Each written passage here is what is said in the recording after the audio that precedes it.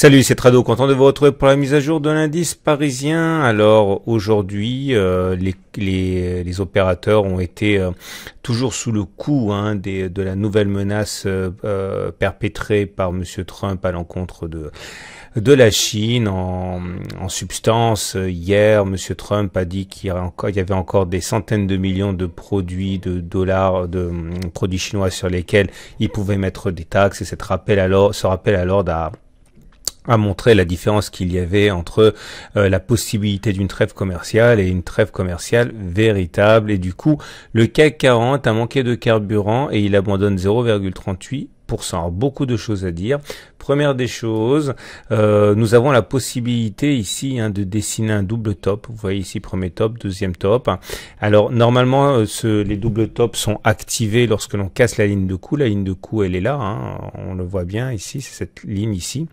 Maintenant, étant donné que au sens large, on est sur un support ici jusqu'à 5535, on va laisser le bénéfice du doute au haussier, mais en tout cas la perspective d'un double top activé et renforcé, et du coup l'objectif serait, si effectivement on cassait ce double top, ce serait de prendre la hauteur de la figure que l'on reporterait en dessous du point de cassure.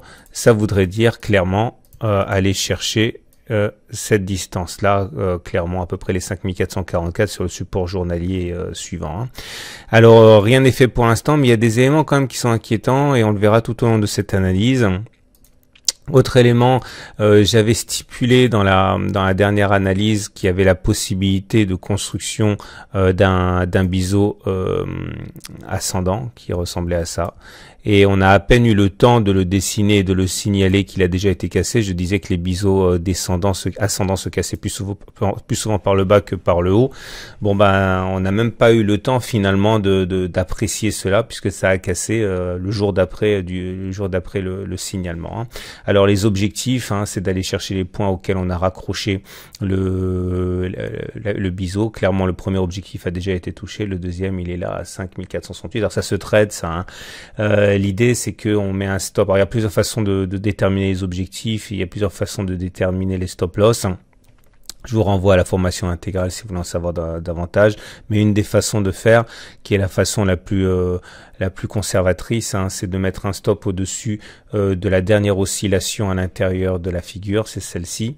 Ok, et en mettant un stop ici, ça nous donnera un stop à 1,40%. Il faut que l'objectif il soit quand même un peu plus conséquent que ça. Là, on a un 49% pour l'objectif, c'est pas suffisant. Il faudrait mieux attendre éventuellement que l'on remonte pour attraper un point plus intéressant.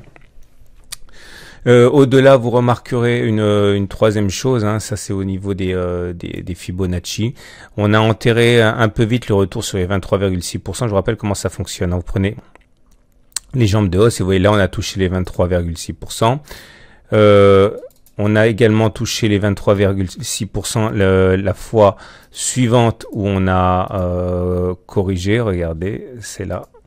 Lors de la deuxième correction, on a également touché les 23,6%. Et sur la troisième correction, celle qui a commencé finalement le 4 juillet, on n'a pas encore touché les 23,6%, mais on est plus très loin, on est à 5520. Alors ça aussi, ça se trade. Bon, mais je vais pas perdre trop de temps avec ça, mais sachez que ça se trade à la hausse ou à la baisse, notamment à la hausse. Il s'agirait d'attendre un rebond sur les 23,6%, de mettre un stop loss en dessous des plus bas et de viser un retour sur les 100%. J'y reviendrai le cas échéant. On enchaîne avec le chandelier japonais du jour. Le chandelier japonais du jour n'est pas véritablement significatif parce que quand on est dans un trading range, on a les chandeliers japonais perdent de leur acuité et nous sommes justement dans un trading range globalement compris entre la résistance hebdomadaire et le support journalier. On fait quand même des oscillations très claires. Je vous rappelle que la possibilité du trading range a été évoquée lorsque l'on a comblé le gap ici. Vous voyez ce gap qui a été ouvert entre le 28 juin et le 1er juillet. Il a été comblé rapidement. Ça veut dire que ça laissait la possibilité d'avoir un gap commun et les gaps communs généralement annoncent la formation d'un trading range. Donc en ce sens, c'est pas non plus surprenant. On passe maintenant aux éléments purement techniques. Alors, à commencer par la moyenne mobile à 20 jours. Alors, une grande nouveauté, on est en dessous de la moyenne mobile à 20 jours qui monte. Donc, on est en tendance neutre. La moyenne mobile à 7 jours est maintenant clairement descendante et en opposition. On attend sagement le signal délivré par le balai M7 M20. Est-ce qu'on aura à nouveau un non-croisement haussier très prometteur ou alors un croisement baissier faible, c'est-à-dire si la M20 monte et que la M7 descend au moment où ça se passe. Dans ce cas, très souvent, on devrait avoir une baisse assez contrôlée, on va dire.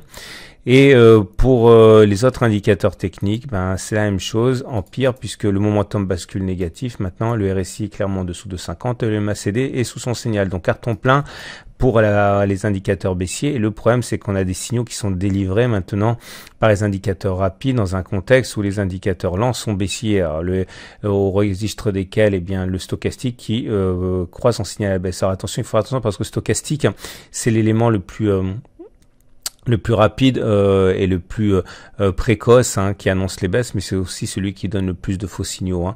Et il n'y a pas, on va dire, consensus pour un signal baissier, mais le fait que les indicateurs lents soient déjà baissiers n'est pas bon pour les haussiers. On va terminer comme d'habitude avec l'Ichimoku, et là aussi, que dire qui n'a déjà été dit, la tendance de moyen terme elle est neutre parce qu'on est toujours avec un nuage qui navigue à plat, et j'avais déjà dit à moult reprises que normalement la tendance était neutre tant qu'on ne dépassait pas les 5150 à la baisse ou les 5600 à la hausse, mais là j'avais modifié un petit peu la règle puisqu'on avait une résistance juste au-dessus de nous, donc même si on est sorti des 5650 brièvement, tant qu'on ne passe pas, on va dire, la résistance des 5664, pour moi, les évolutions ne seront pas significatives des changements de moyen terme. Globalement, là, on peut très bien descendre jusqu'à 5150 ou remonter jusqu'à 5650 sans que cela veuille dire grand-chose. Remarquez comment la Tenkan qui a été cassée à la baisse le 17 juillet a joué un rôle de résistance sur la séance du 18. Voilà ce qu'on pouvait dire. Je vous souhaite une excellente journée. Je vous renvoie au blog pour retrouver les matrices de trading, le texte et puis toutes les autres vidéos que vous n'avez pas vues, notamment sur le scalping, sur les positions de moyen long terme et la position sur l'or. L'or qui vient encore de prendre 1,6%, l'argent 2,7% en une séance. Franchement, si vous ne vous y intéressez pas, c'est peut-être le moment de regarder si ça peut vous intéresser. Voilà, à demain pour la mise à jour.